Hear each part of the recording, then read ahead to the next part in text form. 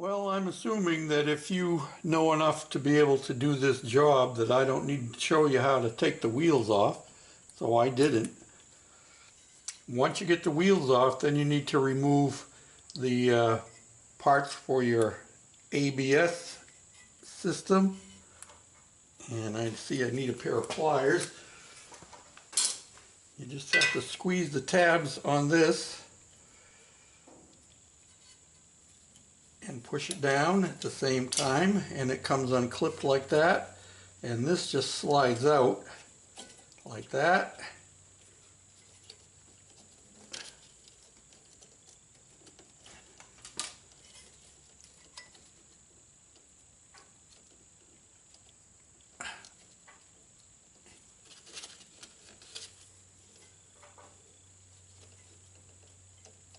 And like that. And that just sits down out of your way. Now the next thing you got to do is to pull these two nuts off of here, off the spindles. And before you do that, you want to loosen up the bolts on the top, which I have already done for you. The 3 nuts on the top of your strut, you loosen them up so that they're finger tight, so that when you come ready to take it out, you just push up on the whole unit, and you'll see that when we get there. Okay, so now we're going to take these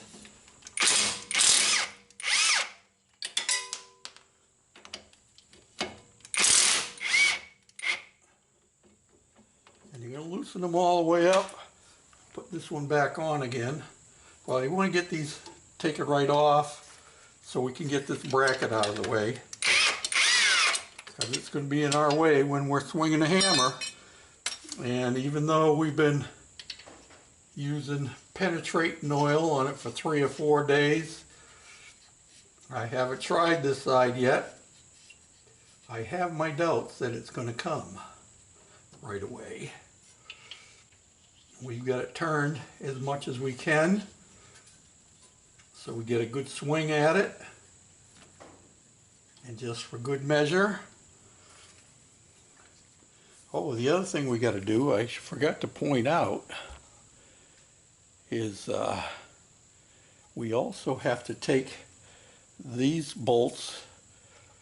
You have to disconnect the strut, the sway bar links, these up here, and you'll find out that they just spin. So what you have to do is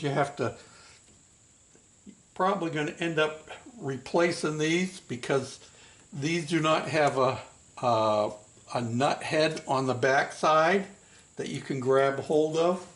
The new ones, the replacement ones, do. So for future reference, you won't have to use vice grips. I'll show you a new one.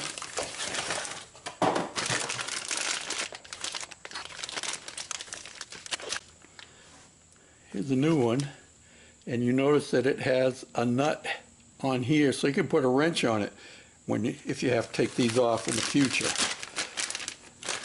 The original ones, this is rounded off in here.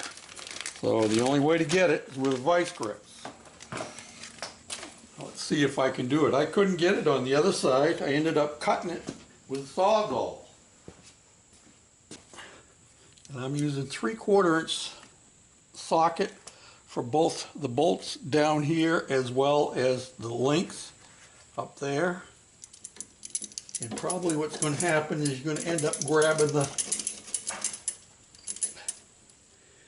rubber, because there's not enough room to get your vice grips in there, and you're going to end up ruining the rubber, which is probably going to cause you to have to do what I'm doing, and that's replacing the whole connecting pin.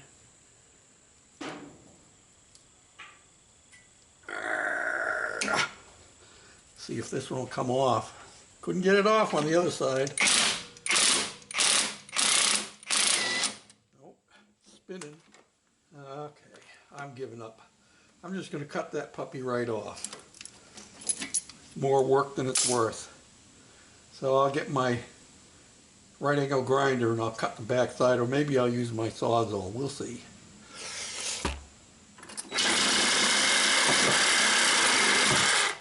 There we go. We'll get the bottom one off after we get this all out of the way. So now we're going to try it just for the fun of it. Driving these out. Look at that. No heat. Wow. I beat on the other side and beat on the other side, and that puppy would not come out for no way, no how. And this side here, sliding right out. And here is why the bolts don't just slide out. Because these bolts are steel. And you can't crank them off because they don't have a regular bolt head. So you can't get a wrench on them. And these are steel. And this bracket here, the hub assembly, is aluminum. And steel and aluminum do not mix. And when it gets inside there, I'm going to have to clean the inside of them out. When it gets inside of there, see all the powder coming out of there? You have a chemical reaction that goes on. And I started off doing this one with my red dead blow. That didn't budge it. Then I went to this hammer. Then I went to this 2-pound sledge. And finally, I ended up with a regular full-size sledgehammer. And that wouldn't budge it. And all I managed to do, well, I've already ground the end of this one off. It still is not going to be usable. I'm going to have to get, I've got new bolts coming, but I mushroomed the ends of the nuts over, mushroomed the ends of the bolts over, messed up the threads. The final solution was to use heat, and I heated right in here. So I could actually reuse these bolts. So I could put this side back together. I'll just have to wait till Saturday to get my new bolts for the other side. Now look at the difference. Those are nice and clean in there.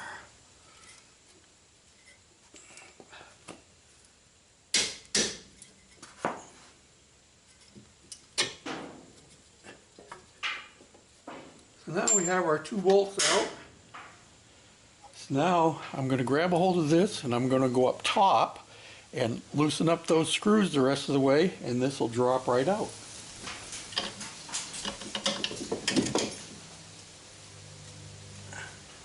There's one screw, another one, there's the 3rd nut.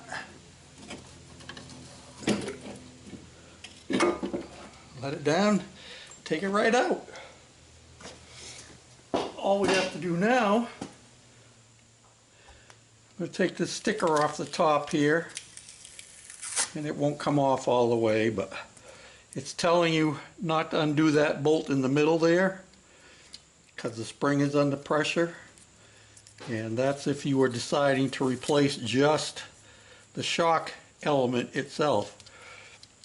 And you can see I'm loosening up these screws. I'm going to take them right off. These are supplied with your new unit.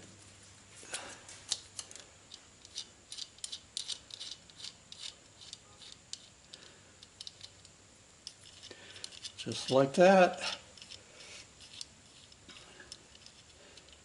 And this can only go up in there one way. You'll notice that it has a flat side to it. This is flat here. The rest of it is circular. So this is going to go up. And if you look up over the top,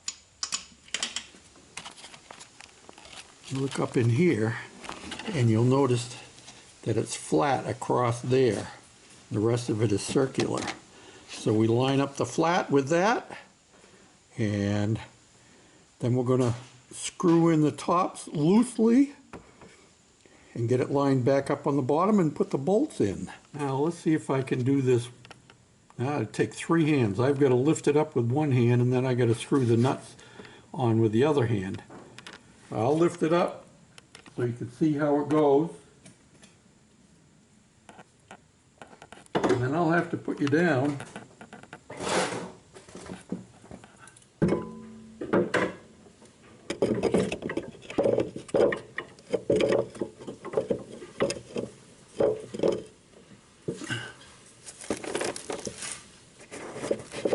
Okay, I've got 2 of them in. Now, how am I going to do this? I just got to put the last one on.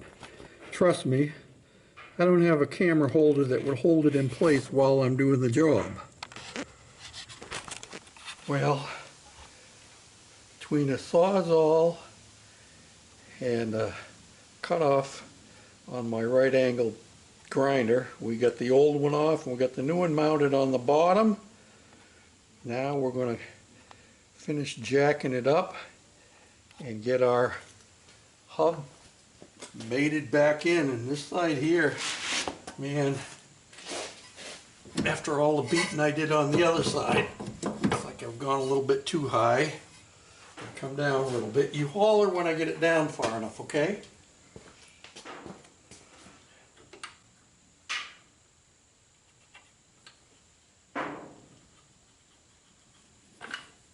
How's that? Is that pretty good? I'd say we're pretty good right there. I think we can make that work. I'm going to take it out and do it again. Put it in the way it's supposed to go.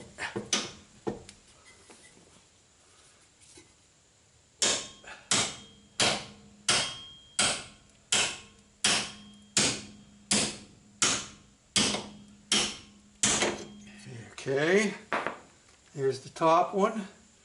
Now let's see if we can get the bottom one to line up.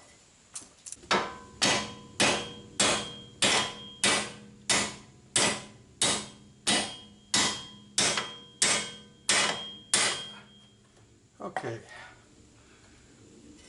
now we put our nuts on, use our impact driver, and we'll tighten these up.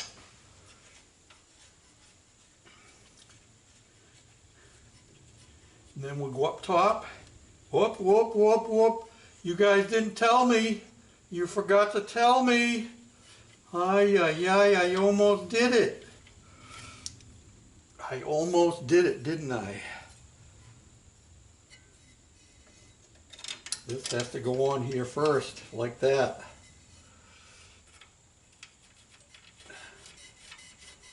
Don't forget your bracket to hold your wires for your ABS.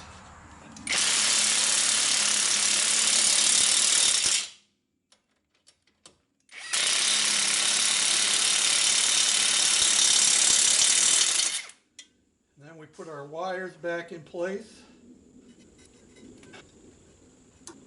It's just little grommets that go in there, and then this slides up from the bottom and snap it into place like that.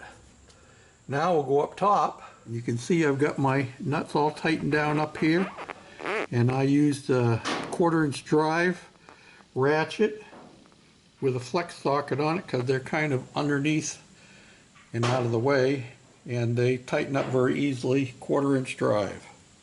All you have to do with your strut rod, I already pulled it up on the other side and slid it in. So with your unit, you just slide that into the hole there, put your nut on, and take your impact driver. And my replacement ones are 11/16 nuts. The original ones were 3/4.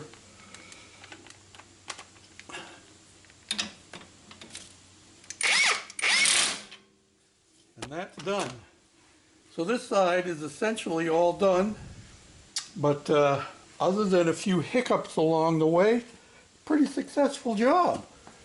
So there you have it, changing the struts on the front of a 2009 HHR.